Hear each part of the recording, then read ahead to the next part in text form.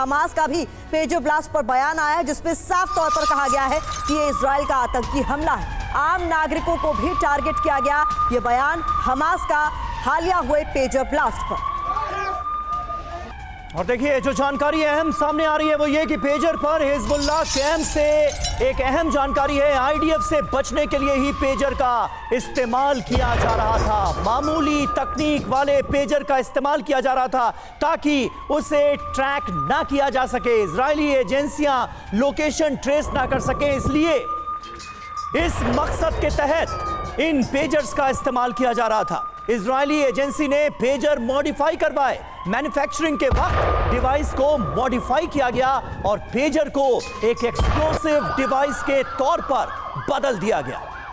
Iraq समर्थित संगठन कातिब Hezbollah का देखिए बड़ा ऐलान सामने आ रहा है। इस वक्त की बड़ी खबर, लेबनान में लड़ाके भेजने के लिए हम तैयार हैं।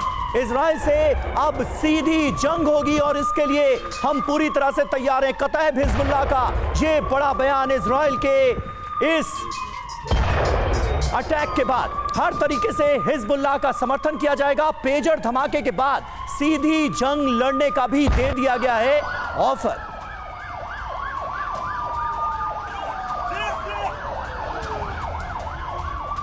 और देखिए, पेजर ब्लास्ट पर मिस्र का बयान भी सामने आ गया है। लेबनान की संप्रभुता का उल्लंघन मिस्र ने इसे कहा है। लेबनान में स्थिरता के लिए प्रतिबद्ध है हम, इस बात पर भी मिस्र की ओर से, इजिप्ट की ओर से जोर दिया गया।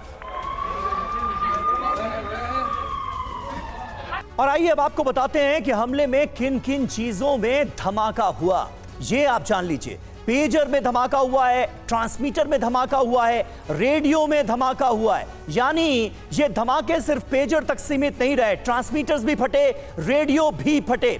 इसे बड़ी प्लानिंग के तहत अंजाम दिया गया कदम माना जा रहा है इजराइल का, और इसीलिए इस खबर की इंपॉर्टेंस बहुत ज्यादा है। अश्विनी सिवाज साहब, किस तरह से आप देखते हैं, कल तक कोई ये बिलीव नहीं कर रहा था कि युद्ध में ऐसा भी हो सकता है, इस तरह का कदम भी उठाया जा सकता है। अब लगभग ये जानकारी पुख्ता होती हुई नजर आ रही है कि इसके पीछे मोसाद का हाथ था। हिजबुल्लाह पेजर के ऑर्डर देता है, हजारों पेजर्स एक साथ फटते हैं। किस तरह से आप देखेंगे इस बिल्कुल नए वॉरफेयर को? हाँ बिल्कुल, देखो समीर, ये एक नया वारफेयर है, इसमें कोई शक नहीं।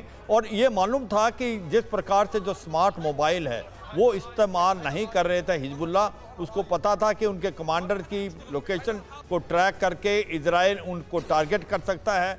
तो ये जो पेजर जो 1990s के करीब चलता था, वो एक लोकल नेटवर्क का इस्तेमाल करता है, उसको ट्रैक करना बड़ा मुश्किल है। इसलिए पेजर का ज़्यादा इस्तेमाल किया जा रहा था हिजबुल्लाह की तरफ से। और ये जो नए पेजर का ऑर्डर दिया था, ये कि एक गोल्ड अपोलो कंपनी ताइवान की, उसने थर्ड पार्टी से यूरोप से बनवाया। तो कहीं ना कहीं इसका बहुत चालाकी से जो मोसाद ने उसको क्या उन्होंने ये जो अभी एक्सप्लोसिव लगाया, कंपनी के थ्रू लगवाया या ट्रांजिट में लगाया या लेबनान में लगाया, ये अभी भी मिस्ट्री है। मगर जिस प्रकार से इसको एक वारफेयर के तौर पे इस्तेमाल किया है, ये काबिल तारीफ है और ये एक नया वारफेयर पैदा हो जाएगा। अब एक चीज़ बहुत इंपॉर्टेंट है समीर, ये देखनी पड़ेगी, एक टाइम पे कम से कम 10,000 जो पेजर वाले थे वो सब के सब फटना। और ये भी याद रखो, एक्सप्लोसिव नहीं था, उसके अंदर लिथियम बैटरी भी थी। जब भी वो फटती है तो आप देखो उसका इम्पैक्ट कितना होगा।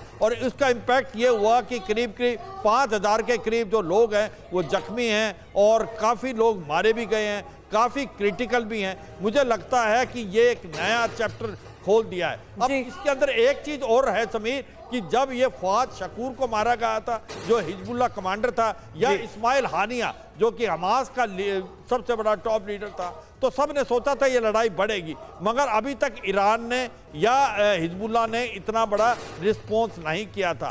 मगर इसके बाद अब लगता नहीं कि ये लड़ाई यहाँ रुकेगी। अब ये लड़ाई बड़ी बात आप कह रहे हैं, और जिस तरीके से एक नए वॉरफेयर की एंट्री यहाँ पूरे इस युद्ध में हो चुकी है, उसके बाद अब हिजबुल्लाह का अगला कदम क्या होता है, ये बहुत महत्वपूर्ण होगा।